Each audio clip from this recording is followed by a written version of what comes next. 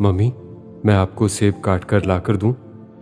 इमामा जिब्रील की बात पर हैरान हुई थी। घर के सामान की पैकिंग का सिलसिला शुरू हो चुका था और वो हर रोज थोड़ा थोड़ा सामान पैक करके स्टोर करती जा रही थी। इस वक्त भी वो घर के एक कमरे में इसी काम में मसरूफ थी जब जिब्रील ने उसका हाथ बटाते बटाते यकदम उससे कहा था। इमामा की हैरानी बजा थी।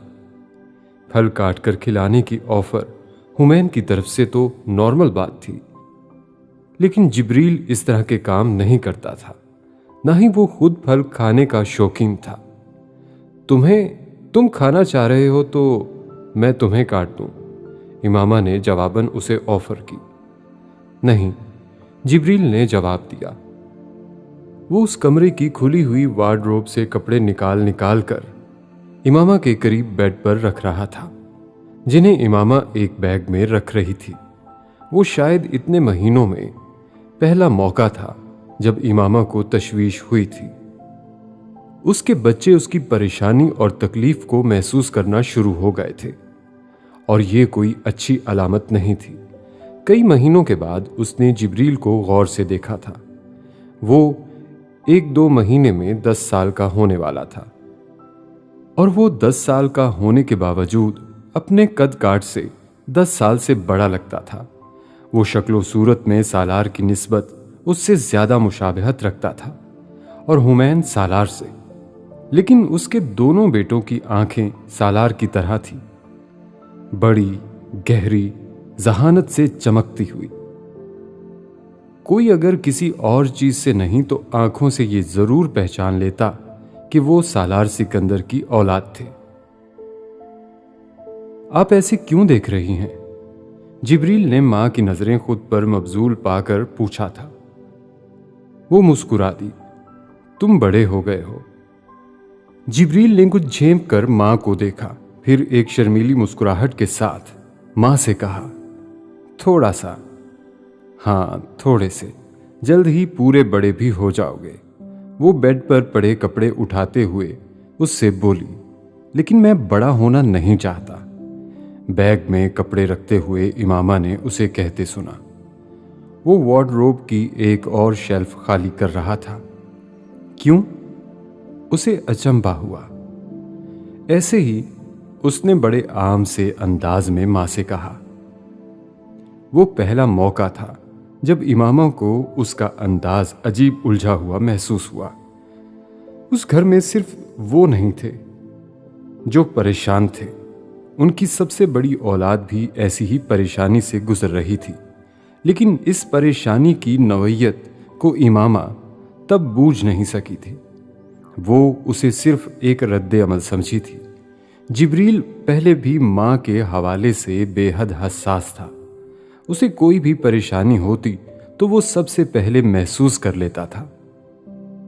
फिर वो मां से कुरेदे बगैर नहीं रहता था। ये उसकी फितरत का हिस्सा था। इमामा ने इस फल काटने की ऑफर को भी इसी तशवीश का हिस्सा समझा था। उसे अंदाजा था कि कोई भी उसे इन दिनों देखकर ये अंदाजा लगाए बगैर नहीं रह सकता था कि वो परेशान थी। दिनों में उसकी गिरती हुई सेहत, उसकी आंखों के स्याह हल्के और उसकी अक्सर रोने की वजह से सुर्ख और सूजी रहने वाली आंखें किसी को भी उसकी ज़हनी और जज्बाती हालत का पता दे सकती थी। इसलिए जिब्रील अगर कोई अंदाजा लगा रहा था तो ये कोई गैर मामूली बात नहीं थी। वो कुछ उलझती सोचती हुई इसी तरह सामान पैक करती रही और वक्फे वक्फे से सामान लाकर रखते हुए जिब्रील को देखती रही। फिर जैसे उसे ख्याल आया था कि उसे जिब्रील को अपने हवाले से कोई तसल्ली और दिलासा देना चाहिए था, उसकी तशवीश को कम करने के लिए। जिब्रील, मैं बिल्कुल ठीक हूं। उसे ये जुमला बोलते ही इस जुमले के हल्केपन का एहसास हो गया था। जिब्रील ने वार्डरोब के पास खड़े खड़े यकदम जैसे पलटकर मां को देखा और फिर बेहद संजीदगी से कहा, मुझे पता है। इमामा उससे नजरें चुरा गई थी। जिब्रील ने जैसे मां का पर्दा रखा था। वो माँ को शर्मिंदा नहीं करना चाहता था, ना ही उससे कुछ पूछना चाहता था, क्योंकि कई दिनों के बाद उन दोनों को एक दूसरे से बातचीत का मौका मिल रहा था। एक बार फिर से वो दोनों काम में मसरूफ हो गए थे और तभी काम करते करते इमामा ने पहली बार कमरे की खामोशी को महसूस किया। वो दोनों इतनी देर से काम कर रहे थे, लेकिन उनके दरमियान बहुत कम जुमलों का तबादला हुआ था। मामूल में ऐसा नहीं होता था। उसे और जिब्रील को जब भी अकेले कुछ वक्त गुजारने का मौका मिलता था, वो दोनों बहुत अच्छी गपशप करते थे। जिब्रील उसे स्कूल की बहुत सी बातें सुनाता, अपने दोस्तों के बारे में, टीचर्स के बारे में। वो बातूनी होने के बावजूद ऐसे मौके पर माँ से बहुत कुछ शेयर करता था। आज पहला मौका था कि छोटे बहन भाइयों की अदम मौजूदगी में भी वो इतना खामोश था। इमामा की छठी हिस्स ने एक अजीब सा सिग्नल दिया था। उसे यूं महसूस हुआ जैसे वो सब कुछ जानता था। ये मुमकिन नहीं था, लेकिन नामुमकिन भी नहीं था। जिब्रील, जी मम्मी। वो उसके मुखातिब करने पर उसकी तरफ मतवज्जो हुआ। वो सवाल करते करते रह गई। क्या पता ये उसका वहमा ही हो, वो वाकई बेखबर हो, और अगर वो बेखबर था तो उससे ये सवाल करना। वो बात बदल गई। तुम्हारा कुरान पाक खत्म होने वाला है, बस थोड़े ही दिन में। फिर माशाअल्लाह तुम हाफिज़े कुरान हो जाओगे। तुमने कुरान पाक से अभी तक क्या सीखा? वो गुफ्तगू को इस मौजू पर ले आई जिस पर वो अक्सर उससे बात करती थी। वो अब वार्डरोब की एक दराज खाली करने वाला था। माँ के सवाल पर काम करते करते ठटक गया।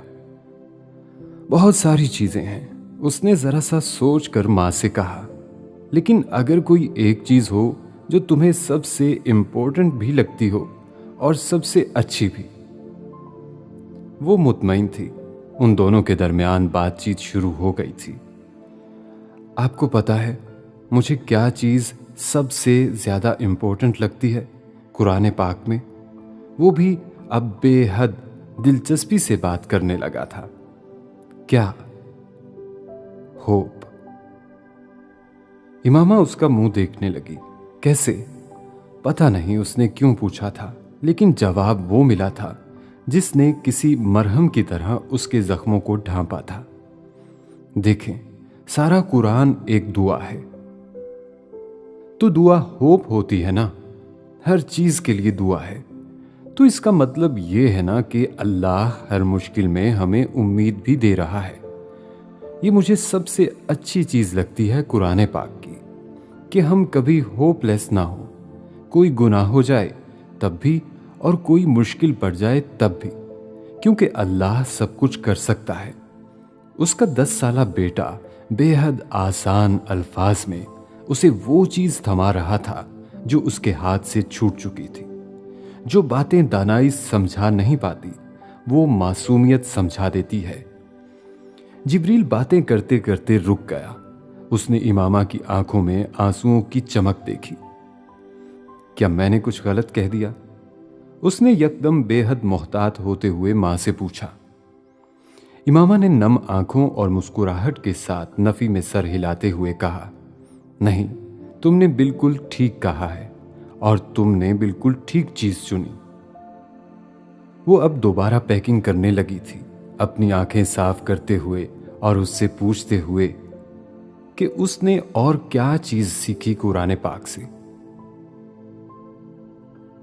आप बेहद खुशकिस्मत हैं कि आपको अपने ट्यूमर के बारे में इत्तफाकी तौर पर पता चला। इन असरात से पता नहीं चला जो ट्यूमर की वजह से जिस्म पर होना शुरू हो चुके होते हैं। अमेरिका में एक और टेस्ट के बाद वहां एक बेहतरीन न्यूरोसर्जन ने सालार सिकंदर को खुशखबरी दी थी, जो सिर्फ उसके नजदीक खुशखबरी थी।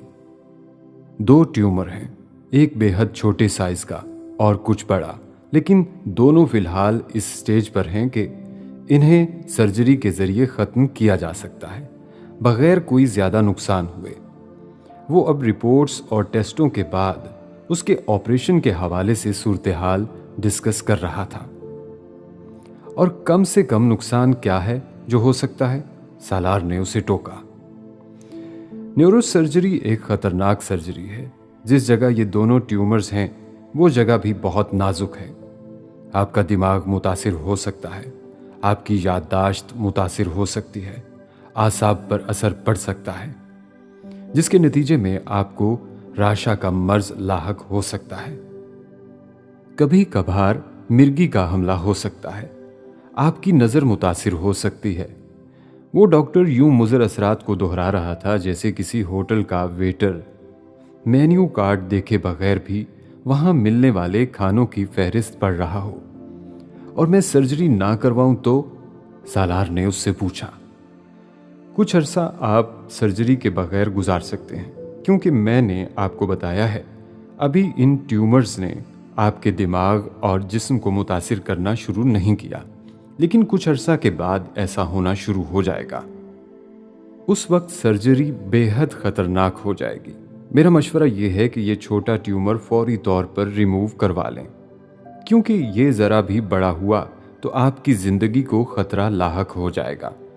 दूसरे ट्यूमर को दवाओं और दूसरे तरीकों से कंट्रोल किया जा सकता है कि इसके बढ़ने को मुकम्मल तौर पर रोक दिया जाए।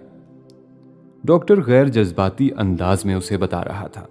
वो भी गैर जज्बाती अंदाज में ये अंदाजे लगाने में मसरूफ था कि वो सर्जरी के बगैर कितना अरसा निकाल सकता था। 6-7 माह। लेकिन मैं ये एडवाइस नहीं करूंगा कि आप इसे ज्यादा डिले करें। जो मेडिसिन्स आप इस्तेमाल कर रहे हैं वो इससे ज्यादा मदद नहीं कर सकेंगी आपकी। सालार सर हिलाकर रह गया था। 1 महीने के बाद उसे कंशासा छोड़कर पाकिस्तान चले जाना था। उसके 3 महीने के बाद उसे अपना इदारा लॉन्च करना था।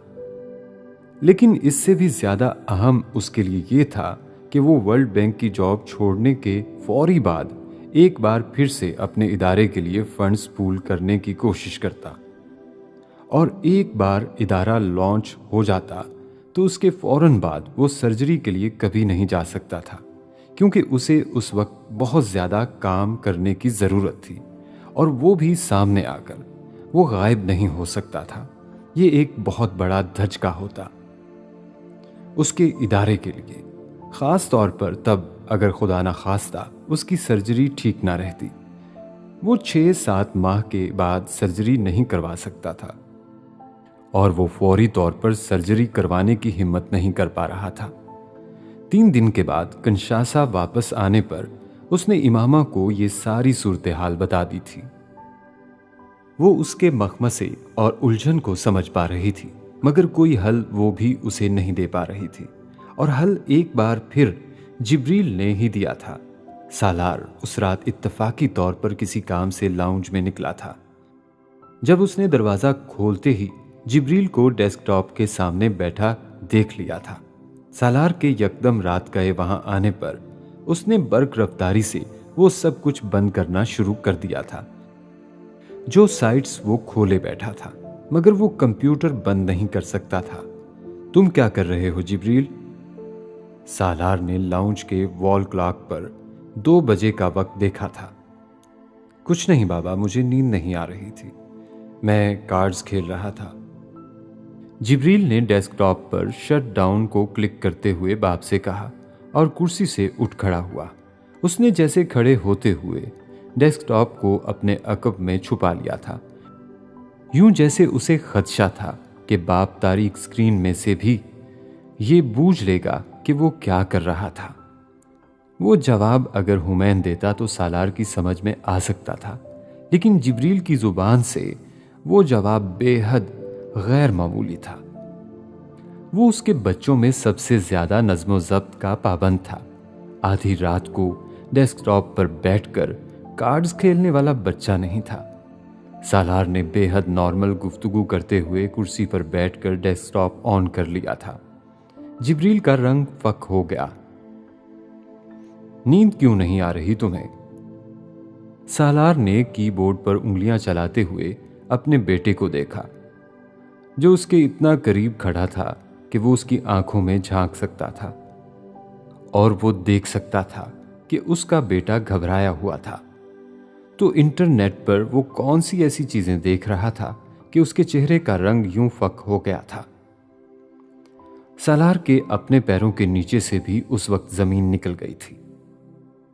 ये तो पता था उसे कि वो बेटों का बाप था और उसके बेटे बड़े हो रहे थे, और कभी ना कभी उनकी बलूगत के दौरान उसे ऐसी नाखुशगवार सूरत हाल का सामना भी करना पड़ सकता था।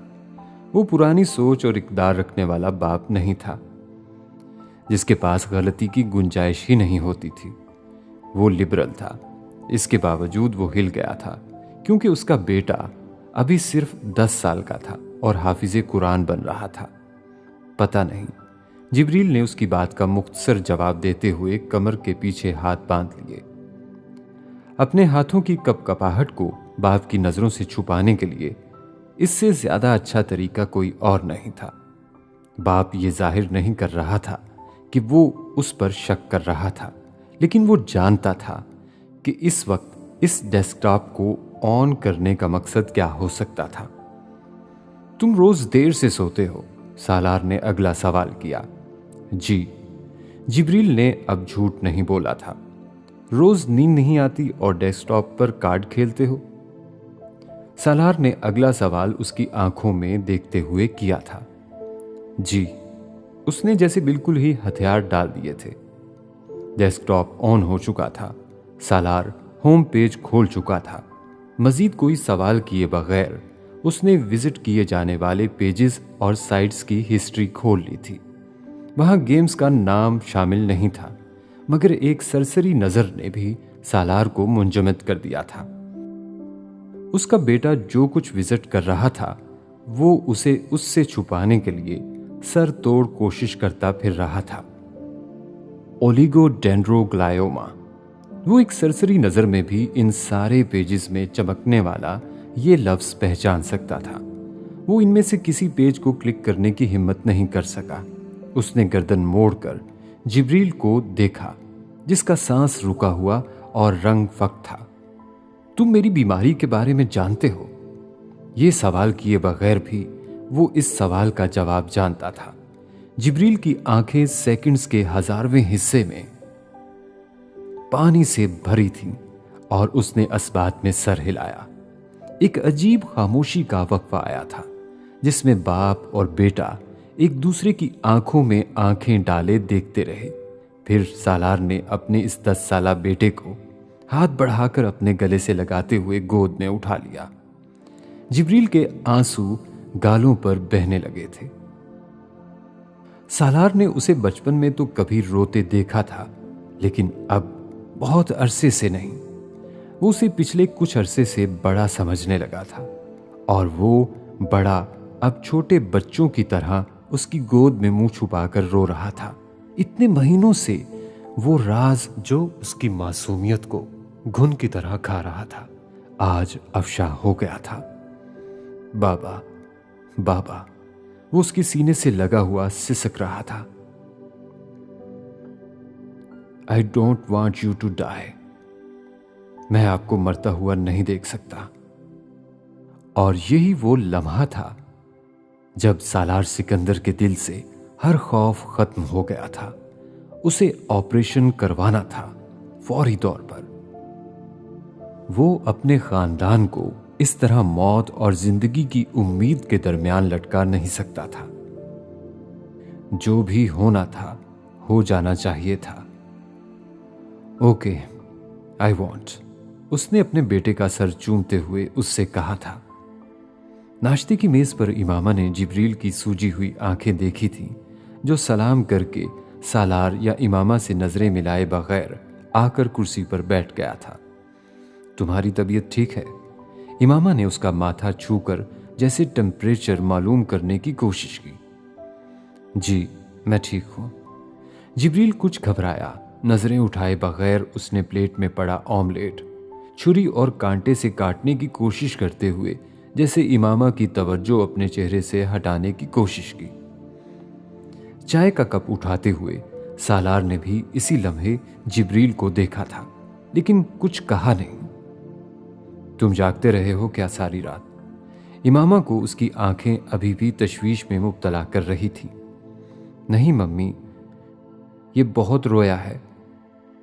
इससे पहले कि जिब्रील कोई और बहाना बनाने की कोशिश करता, हुमैन ने स्लाइस का कोना दांतों से काटते हुए बेहद इत्मीनान से जिब्रील को जैसे भरे बाजार में नंगा कर दिया।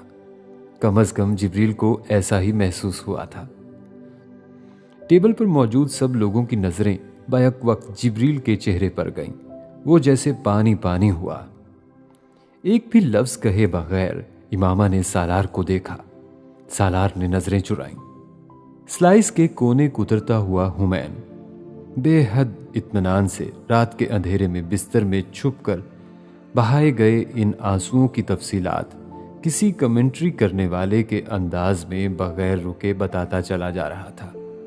जिब्रील रोज रोता है और उसकी आवाज़ों की वजह से मैं सो नहीं पाता।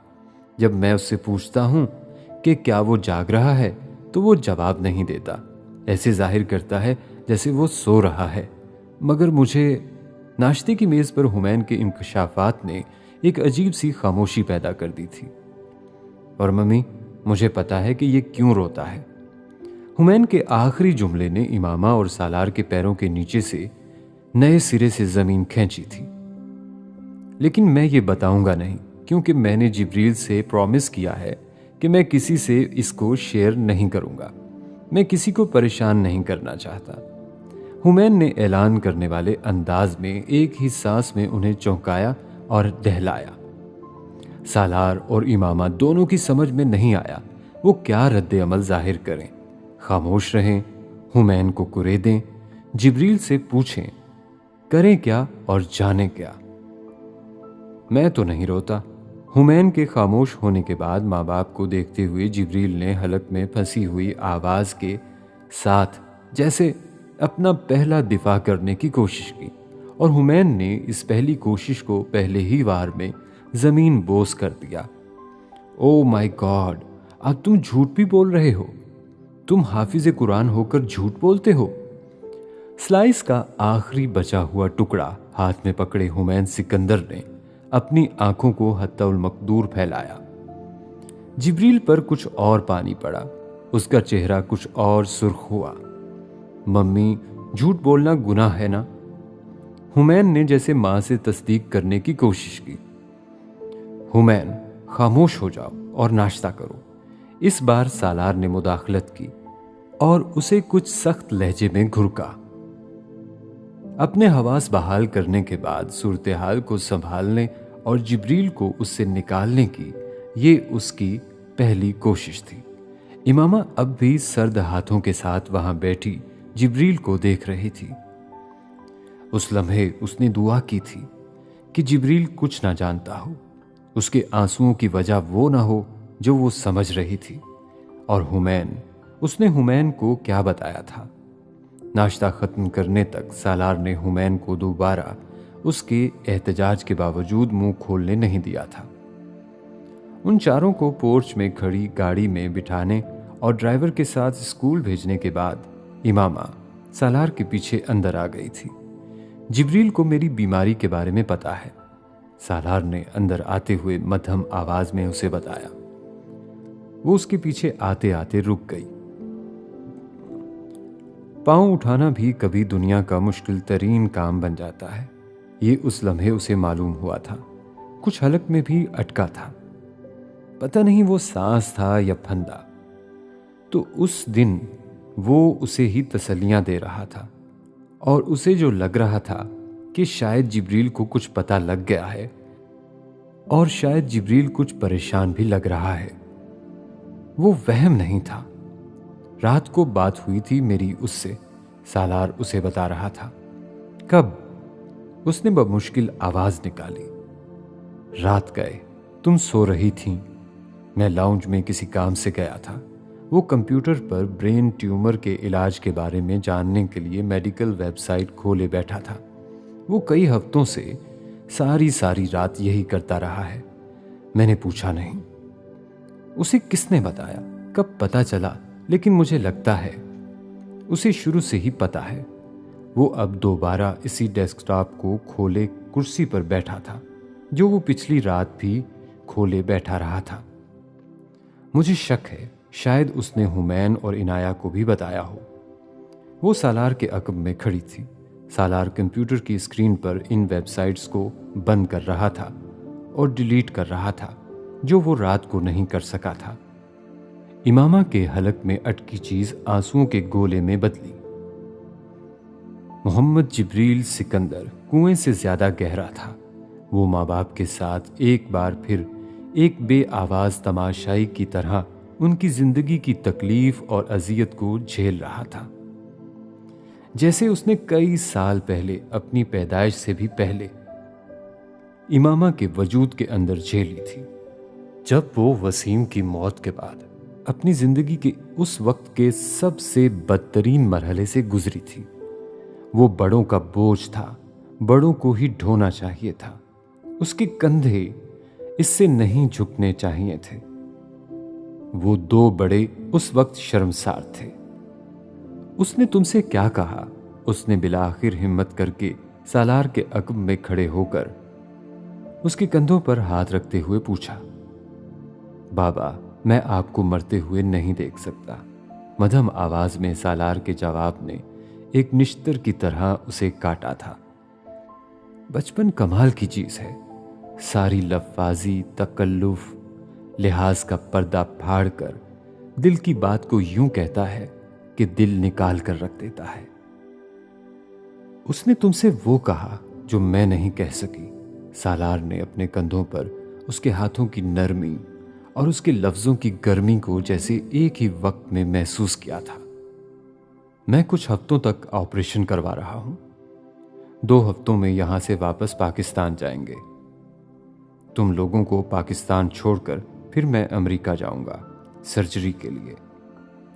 उसने इमामा को मुड़कर नहीं देखा था, ना उसके हाथ कंधों से हटाए थे, ना उसे तसल्ली दी थी। वो उसे जिब्रील की तरह सीने से लिपटाकर वो वादा नहीं कर सकता था जो उसने जिब्रील से किया था। वो बच्चा था। वो बच्चा नहीं थी। वो बहल गया था। वो बहल नहीं सकती थी। मुझे तुम्हें एक काम सौंपना है इमामा। सालार ने बिलाखिर कंप्यूटर ऑफ करते हुए इमामा से कहा। क्या? वो रंधी हुई आवाज में बोली। अभी नहीं बताऊंगा, ऑपरेशन के लिए जाने से पहले बताऊंगा। सालार, मुझे कोई काम मत देना, कुछ भी। वो रो पड़ी। कोई बड़ा काम नहीं है, तुम्हारे लिए कोई मुश्किल काम भी नहीं है। वो अब कुर्सी से उठ खड़ा हुआ। वो अब एक दूसरे के सामने खड़े थे। मैं कोई आसान काम भी नहीं करना चाहती, उसने सर झटकते हुए बेहद बेबसी से कहा। वो हंस पड़ा। अजीब तसल्ली देने वाले अंदाज में उसका हाथ पकड़े हुए बोला। अपनी ऑटोबायोग्राफी लिख रहा हूं पिछले कुछ सालों से। सोचता था बुढ़ापे में पब्लिश करवाऊंगा। वो खामोश हुआ, फिर बोलने लगा। वो नामुकम्मल है अभी। मैं बहुत कोशिश भी करूं तब भी उसे मुकम्मल नहीं कर सकता, लेकिन तुम्हारे पास रखवाना चाहता हूं। ये चारों अभी बहुत छोटे हैं। मुझे नहीं पता ऑपरेशन का नतीजा क्या निकलेगा। मुझे ये भी नहीं पता आगे क्या होने वाला है, लेकिन पीछे जो कुछ हो चुका है वो लिख चुका हूं मैं, और मैं चाहता हूं तुम इसे इन चारों के लिए अपने पास महफूज रखो। इन जुमलों में अजीब बेरब्ती थी। वो उससे खुलकर ये नहीं कह पाया था कि उसके मरने के बाद वो उसके बच्चों के होश संभालने पर उनसे उनके बाप का तारुफ उनके बाप के लफ्जों में ही करवाए। वो उससे ये भी नहीं कह सका था कि उसे ऑपरेशन में होने वाली किसी पेचीदगी के नतीजे में होने वाली दिमागी बीमारी का भी अंदेशा था। उसने जो नहीं कहा था इमामा ने वो भी सुन लिया था। बस सिर्फ सुना था। वो आने वाले वक्त के बारे में सोचना नहीं चाहती थी, क्योंकि वो बुरा वक्त था और वो बुरे वक्त से आंखें बंद करके गुजरना चाहती थी। कितने चैप्टर्स हैं इस किताब के? उसने ना चाहते हुए भी पूछा। 37 साल की उम्र में पहला चैप्टर लिखा था, फिर हर साल एक चैप्टर लिखता रहा हूं। हर साल एक लिखना चाहता था। जिंदगी के पहले साल, फिर अगले 5, फिर उससे अगले। अभी जिंदगी के सिर्फ 40 साल रिकॉर्ड कर पाया हूं। वो बात करते हुए रुका। चैप्टर गिनवाए बगैर वो उम्र गिनवाने बैठ गया था। 40 के बाद भी तो जिंदगी है। 41, 42, 43। वो बात करते करते अटकी, रुकी, हकलाई। वो जो है उसे मैं डॉक्यूमेंट नहीं करना चाहता। तुम करना चाहती हो तो कर लेना। क्या वो इजाजत दे रहा था? उसे जैसे कह रहा हो, तुम याद रखना चाहती हो ये अरसा तो याद रख लेना। कहाँ है किताब? वो ये सब नहीं पूछना चाहती थी, फिर भी पूछती जा रही थी। इसी कंप्यूटर में है। वो दोबारा कंप्यूटर ऑन करने लगा और डेस्कटॉप पर पड़े एक फोल्डर को खोलकर उसने इमामा को दिखाया।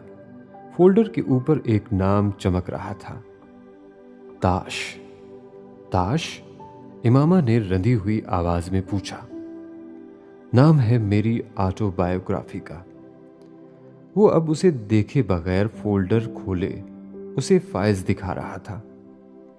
इंग्लिश में लिखी जाने वाली ऑटोबायोग्राफी का नाम उर्दू में रखोगे? स्टडी टेबल के कोने से टिकी। वो उसका चेहरा देख रही थी। मेरी जिंदगी को इस लफ्ज से ज्यादा बेहतर कोई बयान नहीं कर सकता। क्या फर्क पड़ता है? तुम लोगों के लिए लिखी है, तुम लोग तो समझ सकते हो ताश क्या है। वो उसकी तरफ देखे बगैर मध्यम आवाज में बोलता हुआ सफहात को स्क्रॉल डाउन कर रहा था। लफ्ज भागते जा रहे थे, फिर गायब हो रहे थे, बिल्कुल वैसे ही जैसे उसकी जिंदगी के साल गायब हुए थे। फिर वो आखिरी चैप्टर, आखिरी सफ़े पर जा रुका था। आधा सफ़ा लिखा हुआ था, आधा सफ़ा खाली था। सालार ने उस फोल्डर को खोलने के बाद पहली बार सर उठाकर इमामा को देखा। नम आंखों के साथ वो उसे ही देख रही थी। तुम पढ़ना चाहोगी? उसने मध्यम आवाज में इमामा से पूछा। उसने नफी में सर हिलाया। कंशासा से वापसी उनकी जिंदगी का बेहद खुशगवार तरीन सफर होता अगर इस सफर के पीछे सालार सिकंदर की बीमारी ना खड़ी होती। वो 5 साल के बाद अपने मुल्क वापस आए थे, लेकिन अब आगे अंदेशों के सिवा फिलहाल कुछ नजर नहीं आ रहा था। कई सालों के बाद इमामा फिर घर से बेघर हुई थी। अपनी छत से यकदम वो सालार के वालिदैन के घर आ बैठी थी। वो बेहद अच्छे लोग थे, प्यार करने वाले, एहसान ना जताने वाले, पर एहसान तो था उनका। कंशासा से पाकिस्तान आने से पहले उसने एक दिन चारों बच्चों को बिठाकर समझाया था, हम अब जहां जा रहे हैं वो हमारा घर नहीं है, वहां हम गेस्ट हैं और जितनी देर भी हमें वहां रहना है अच्छे मेहमानों की तरह रहना है। और अच्छे मेहमान क्या करते हैं? उसने अपने बच्चों के सामने बेघरी को नया मलबूस देकर पेश करते हुए कहा, अच्छे गेस्ट ढेर सारी चीजें लाते हैं, मजे मजे की बातें करते हैं और जल्दी चले जाते हैं और कोई भी काम नहीं करते, रेस्ट करते हैं। हुमैन ने हस्बे आदत और हस्बे तवक्को सब पर सबकत ले जाने की कोशिश में अपने तजुर्बात और मुशाहिदात की बुनियाद पर अपना जवाब पेश करते हुए इमामा को एक ही वार में लाजवाब कर दिया। उसे हंसी आ गई। मां को हंसते देखकर हुमैन बेहद जज्बाती हो गया। हुर्रा, मैं जीत गया। उसने हवा में मुक्के लहराते हुए जैसे सही जवाब बूझ लेने का ऐलान किया। क्या उसने ठीक कहा है? इनाया को जैसे यकीन नहीं आया था। नो, इमामा ने कहा। हुमैन के चेहरे पर बेयकीनी झलकी। अच्छे मेहमान किसी को तंग नहीं करते, किसी से फरमाइश नहीं करते, किसी चीज में नुक्स नहीं निकालते और हर काम मेजबान से इजाजत लेकर करते हैं और अपने कामों का बोझ मेजबान पर नहीं डालते। इमामा ने उन्हें समझाने वाले अंदाज में कहा, ओह माय गॉड मम्मी, मैं अच्छा गेस्ट नहीं होना चाहता, मैं बस गेस्ट बनना चाहता हूं। हुमैन ने मां की बात काटते हुए बेहद संजीदगी से कहा, हम दादा दादी के घर जा रहे हैं और हमें वहां वैसे रहना है जिससे वो कंफर्टेबल हो, उन्हें शिकायत या तकलीफ ना हो। इमामा ने उसकी बात को नजरअंदाज करते हुए कहा। ओके, इनाया, रईसा और जिब्रील ने बैक वक्त मां को इत्मीनान दिलाया। और हम अपने घर में कब जाएंगे? हुमैन ने मां को अपने आप को नजरअंदाज करने पर बिला आखिर पूछा। जल्दी जाएंगे, उसने नजर मिलाए बगैर हुमैन को जवाब दिया। वो मुतमईन नहीं हुआ। जल्दी कब? वो बेसब्रा था, बहुत जल्दी। और हमारा घर है कहां? हुमैन ने पिछले जवाब से मुतमईन ना होते हुए सवाल बदला और इमामा को जैसे चुप लग गई। सवाल ठीक था, जवाब नहीं था। हम नया घर खरीदेंगे, इनाया ने जैसे उसकी चुप का दिफा किया। कहां? हुमैन को मुकम्मल जवाब चाहिए था। जहां बाबा होंगे। जिब्रील ने इस बार उसे मुकम्मल जवाब देने की कोशिश की। और बाबा कहां होंगे? हुमैन ने एक और मंतकी सवाल किया जो इमामा को चुभा था। अभी हम पाकिस्तान जा रहे हैं, फिर बाबा जहां जाएंगे वहां हम लोग भी चले जाएंगे। जिब्रील ने मां की आंखों में उमड़ने वाली नमी को भांपा और जैसे दीवार बनने की कोशिश की। वाओ, ये तो बहुत अच्छा है। हुमैन बिलाखिर मुतमईन हुआ। मैं बाबा के साथ रहना चाहता हूं, उसने जैसे ऐलान करके मां को अपनी तरजीह बताई। इमामा उन चारों से मजीद कुछ नहीं कह सकी। ये समझाना भी बड़ा मुश्किल काम होता है, और खास तौर से उस चीज को समझाना जो खुद समझ में ना आ रही हो। उसने इन चारों को सोने के लिए जाने का कह दिया और खुद उनके कमरे से निकल आई। मम्मी, हुमैन उसके पीछे लाउंज में निकल आया था। इमामा ने उसे पलट कर देखा। वो जैसे किसी सोच में था। यस, उसने जवाब दिया। मैं आपको कुछ बताना चाहता हूं, लेकिन मैं कंफ्यूज हूं, उसने मां से कहा। क्यों? वो उसका चेहरा देखने लगी। क्योंकि मैं अपना वादा नहीं तोड़ना चाहता, उसने अपनी उलझन की वजह बताई। लेकिन मैं आपको बताना चाहता हूं कि मैं आपका सीक्रेट जानता हूं। इमामा का दिल जैसे उछलकर हलक में आया। मैं जानता हूं आप अपसेट हो, वो कह रहा था। वो जैसे कुछ और जमीन में गड़ी। वो अब उसके और करीब आ गया था। 6 साल की उम्र में भी उसकी कमर से ऊपर कद के साथ। प्लीज आप अपसेट ना हो। I don't like it when you cry. जब आप रोती हैं तो मुझे अच्छा नहीं लगता। उससे चिमटा वो अब उससे कह रहा था। वो बुत की तरह खड़ी थी, पहले जिब्रील और अब हुमैन। उसकी हर औलाद को उसके साथ इस तकलीफ से गुजरना था क्या? तुम क्या जानते हो? वो इतना छोटा सा जुमला भी अदा नहीं कर पा रही थी। वो सिर्फ उसे थपकने लगी। दादा ठीक हो जाएंगे। वो अब उसे तसल्ली देने लगा। इमामा को जैसे लगा जैसे उसको सुनने में गलती हुई है। वो शायद बाबा कह रहा था। मैंने दादा से पूछा, उसने एक बार फिर इमामा से कहा। इस बार वो मजीद उलझी। किससे क्या पूछा? दादा से पूछा था, उन्होंने कहा वो ठीक हो जाएंगे। इमामा मजीद उलझी। दादा को क्या हुआ? वो पूछे बगैर नहीं रह सकी। दादा को ब्रेन ट्यूमर नहीं हुआ, दादा को अल्जाइमर है, लेकिन वो ठीक हो जाएंगे। इमामा का दिमाग भग से उड़ा था। सालार को कुछ मत बताना। पाकिस्तान पहुंचने के बाद जो पहला काम था वो इमामा ने यही किया था। उसने सिकंदर उस्मान से इस इंकशाफ के बारे में पूछा था जो सिकंदर उस्मान ने हुमैन के ब्रेन ट्यूमर के हवाले से सवालों के जवाब में किया था। और उन्होंने जवाबन उसे बताया था कि 1 महीना पहले रूटीन के एक मेडिकल चेकअप में उनकी इस बीमारी की तशखीस की गई थी जो अभी इब्तदाई स्टेज पर थी। लेकिन उन्हें सबसे पहली परेशानी यही थी कि कहीं इमामा ने सालार से इस बात का जिक्र न कर दिया हो। और जब उसने ये बताया कि उसने सालार से अभी जिक्र नहीं किया तो उन्होंने पहली बात उससे यही कही थी, मैं उसे परेशान नहीं करना चाहता, उसका ऑपरेशन होने वाला है और मैं अपनी बीमारी के हवाले से उसे और टेंस करूं। वो अब भी अपने से ज्यादा सालार के बारे में फिक्रमंद थे। पापा, मैं नहीं बताऊंगी उसे, मैं भी ये नहीं चाहती कि वो परेशान हो। इमामा ने उन्हें तसल्ली दी। आप जानते हैं, आपसे बहुत अटैच्ड है वो, अपनी बीमारी भूल जाएगा वो। जानता हूं। उन्होंने एक रंजीदा मुस्कुराहट के साथ सर हिलाया। इस उम्र में अपनी बीमारी की फिक्र नहीं है मुझे। मैंने जिंदगी गुजार ली है अपनी, और अल्लाह का शुक्र है बहुत अच्छी गुजारी है। उसको सेहतमंद रहना चाहिए। उन्होंने आखिरी जुमला अजीब हसरत से कहा। अगर मेरे बस में होता तो मैं उसकी बीमारी भी खुद ले लेता। अपनी जिंदगी के जितने भी साल बाकी हैं वो उसे दे देता। इमामा ने उनके हाथों को अपने हाथों में ले लिया। आप बस उसके लिए दुआ करें पापा।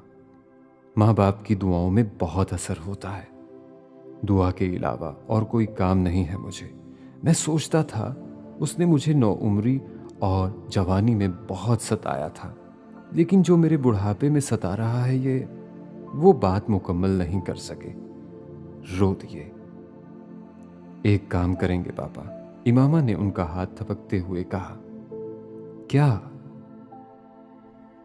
अपनी उंगली में पहनी हुई अंगूठी उतारते हुए इमामा ने उनके हाथ को खोलते हुए उनकी हथेली पर वो अंगूठी रख दी। इसे बेच दें। वो उसका चेहरा देखने लगे। क्यों? उन्होंने बमुश्किल कहा। मुझे पैसों की जरूरत है। कितने? जितने मिल सके। इमामा, उन्होंने कुछ कहना चाहा। इमामा ने रोक दिया। इनकार मत करें, ये काम मैं आपके अलावा किसी से नहीं करवा सकती। वो नम आंखों के साथ चुपचाप उसे देखते रहे। अपने ऑपरेशन से 2 हफ्ते पहले न्यूयॉर्क में सालार सिकंदर और समर इन्वेस्टमेंट फंड के बोर्ड ऑफ गवर्नर्स ने पहले ग्लोबल इस्लामिक इन्वेस्टमेंट फंड के कयाम का ऐलान कर दिया था। 5 अरब रुपए के सरमाए से कायम किया गया समर इन्वेस्टमेंट फंड SIF वो पहली ईंट थी इस मालियाती निजाम की जो सालार सिकंदर और उसके 5 साथी अगले 20 सालों में दुनिया की बड़ी फाइनेंशियल मार्केटों में सूद पर मबनी निजाम के सामने लेकर आना चाहते थे। 5 अरब रुपया इस इब्तदाई टारगेट से बहुत कम रकम थी जिसके साथ वो इस फंड की बुनियाद रखना चाहते थे। अगर सालार सिकंदर की बीमारी का इंकशाफ मीडिया के जरिए इतने जोर शोर से ना किया जाता तो उसके बोर्ड ऑफ गवर्नर्स के 6 मेंबर्स इस फंड का आगाज $1 अरब के सरमाए से दुनिया के 50 ममालिक में बैक वक्त करते। और वो टारगेट मुश्किल जरूर था, नामुमकिन नहीं था, और उनके पास 5 साल थे इसे हासिल करने और बुनियादी इंफ्रास्ट्रक्चर खड़ा करने के लिए। लेकिन सालार सिकंदर की बीमारी ने जैसे पहले कदम पर ही उनकी कमर तोड़ दी थी। इसके बावजूद बोर्ड ऑफ गवर्नर्स नहीं टूटा था। वो इकट्ठे रहे थे, जुड़े रहे थे, क्योंकि इन 6 में से कोई शख्स भी ये काम कारोबार के तौर पर नहीं कर रहा था। वो अंधी खाई में कूदने के मुजाहिदाना जज्बे से कर रहे थे। लेट 30s में इस प्रोजेक्ट से मुंसलिक 6 के 6 अफराद एक दूसरे को जाती तौर पर अच्छी तरह जानते थे। एक दूसरे की नीयत भी, एक दूसरे की हैसियत भी, एक दूसरे की शोहरत भी। सालार सिकंदर, आमिल कलीम, मूसा बिन राफे, अबूजर सलीम, अली अकमल और राकिन मसूद पर मुश्तमिल SIF का बोर्ड ऑफ गवर्नर्स दुनिया के बेहतरीन बोर्ड ऑफ गवर्नर्स में गर्दाना जा सकता था। वो 6 के 6 अफराद अपनी अपनी फील्ड का पावर हाउस थे। वो 6 मुख्तलिफ शोबों की महारत, सलाहियत और तजुर्बे को SIF के प्लेटफॉर्म पर ले आए थे और अर्ली 40s में होने के बावजूद 15 से 20 साल के तजुर्बे, साख और अपनी कामयाबियों के साथ वो दुनिया के कम उम्र तरीन और काबिल तरीन बोर्ड ऑफ गवर्नर्स में से एक था। आमिल कलीम एक अमेरिकन मुस्लिम था जिसकी माँ मलेशियन और बाप एक अरब था, लेकिन वो दोनों अमेरिका में ही पैदा और पले बड़े थे। आमिल कलीम एक फाइनेंशियल कंसल्टेंट्स फर्म का मालिक था और अमेरिका के 150 से ज़्यादा फाइनेंशियल इदारों के लिए कंसल्टेंसी कर रहा था। वो दुनिया के 10 बेहतरीन इन्वेस्टमेंट गुरुज में से तीसरे नंबर पर विराजमान था और फोर्ब्स की इस लिस्ट में शामिल था जिसमें उसने अगले 10 सालों के मुमकिना अरबपति प्रोफेशनल्स के नाम दिए थे। आमिल कलीम बोर्ड ऑफ गवर्नर्स का सबसे ज्यादा मजहबी और बाअमल मुसलमान था। ये एजाज उसे बोर्ड के बकिया 5 मेंबर्स ने इज्तमाई तौर पर उसकी दीनी मालूमात और अमली किरदार को देखते हुए बख्शा था, जिस पर आमिल कलीम मुतमईन था लेकिन खुश नहीं था। सालार उसे येल के दिनों से जानता था। वो और आमिल इन 5 अफराद के ग्रुप में थे जिनका हर चीज में मुकाबला रहता था। सालार सबसे बेहतरीन जीपी के साथ टॉप करने के बावजूद जिन चंद सब्जेक्ट्स में किसी से पीछे रहा था वो आमिल कलीम ही था। मूसा बिन राफे मस्कत और उम्मान के 2 शाही खानदानों से ताल्लुक रखने के बावजूद अपने मुल्क में इक्तदार पर बराजमान खानदान से इख्तलाफ की बुनियाद पर अपने वालदैन के ज़माने से अमेरिका में ही था। उसकी पैदाइश अमेरिका में हुई थी और उसकी पैदाइश के कुछ अरसा के बाद उसके वालदैन मुस्तकिल तौर पर अमेरिका मुंतकिल हो गए थे। 26 साल की उम्र में अपने बाप की हादसाती मौत के बाद मूसा को वो शिपिंग कंपनी विरसे में मिली जो उसके बाप की मलकियत थी और एक औसत दर्जा की शिपिंग कंपनी को मूसा अगले 15 सालों में एक चोटी की शिपिंग लाइन बना चुका था। उसकी कंपनी अब कंटेनर आलमी शिपिंग में से तेज रफ्तार और बेहतरीन कंपनी मानी जाती थी। सालार और वो कोलंबिया में आपस में मिले थे और फिर उनका राब्ता हमेशा रहा। सालार सिकंदर सिटी बैंक में काम करने के दौरान उसकी फैमिली के बहुत से असासों को एक इन्वेस्टमेंट बैंकर के तौर पर देखता रहा था। अबू जर सलीम एक अमेरिकन अफ्रीकी था और एक बहुत बड़ी फार्मास्यूटिकल कंपनी का मालिक था। वो अफ्रीका में फार्मास्यूटिकल किंग माना जाता था क्योंकि अमेरिका बेस्ड उसकी कंपनी अफ्रीका के मुख्तलिफ ममालिक में फार्मास्यूटिकल सप्लाईज में पहले नंबर पर थी। सालार के बाद वो बोर्ड ऑफ गवर्नर्स का दूसरा मेंबर था जो अफ्रीका से इतना गहरा ताल्लुक और मुसलसल आने जाने की वजह से बहुत सारी अफ्रीकन जुबानों में गुफ्तगू कर सकता था। बोर्ड के गवर्नर्स उसे अबू जर सलीम नहीं कहते थे, हातिम ताई कहते थे। वो बिलाशुबा इस बोर्ड का सबसे फराग दिल मेंबर था। उसकी कंपनी अपने सालाना खालिस मुनाफा का चौथा हिस्सा अफ्रीका के मुख्तलिफ ममालिक के खैराती इदारों में सर्फ करती रही थी। सालार और अबू जर ना सिर्फ यूनिवर्सिटी में साथ पढ़ते रहे थे बल्कि उन्होंने यूनाइटेड नेशंस की एक इंटर्नशिप भी इकट्ठे की थी। अली अकमल एक हिंदुस्तान निजाद अमेरिकन था जो टेलीकम्युनिकेशंस की एक कंपनी चला रहा था। टेलीकॉम सेक्टर में उसकी कंपनी अमेरिका में पिछले 10 सालों में सबसे ज्यादा मुनाफा कमाने वाली कंपनीज में शुमार होती थी। सबसे तेज रफ्तार तरक्की का ताज भी इसी कंपनी के सर पे था। अली अकमल खुद एक टेलीकॉम इंजीनियर था।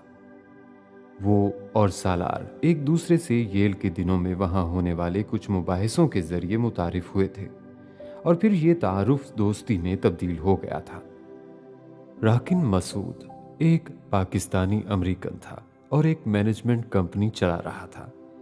गल्फ के शाही खानदानों का एक बड़ा हिस्सा राकिन के क्लाइंटल में शामिल था और अब इस क्लाइंटल में यूरोप के बहुत से नामी गरामी खानदान और हॉलीवुड की बहुत सी अमीर शख्सियात भी शामिल थी। राकिन को सालार पाकिस्तान से ही जानता था, अगरचे वो शुरू से दोस्त नहीं थे, लेकिन उनके खानदानों के आपस में करीबी ताल्लुकात थे। उसकी तरह राकिन भी फाइनेंस में डॉक्टरेट था और सूद से पाक निज़ाम का सबसे ज़्यादा पुरअज़्म और कौलियो अमली सपोर्टर था। 6 अफराद पर मुश्तमिल वो ग्रुप 5 अरब रुपए का वो सरमाया सिर्फ अपनी साख की बुनियाद पर इकट्ठा करने में कामयाब हुआ था, और उन्हें यकीन था वो अगर 17 मुल्कों में 5 अरब रुपए के इस सरमाए को सरमायाकारी करने वालों के लिए मुनाफा बख्श बना सके तो अगले 3 सालों में 50 मुल्क और 1 अरब डॉलर का टारगेट नामुमकिनात में से नहीं था।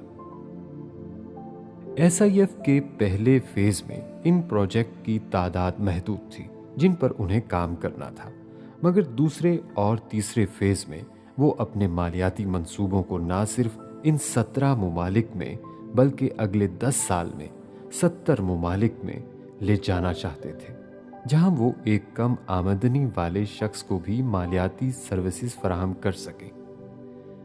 SIF चंद बेहद बुनियादी और आसान असूलों पर कायम किया गया था।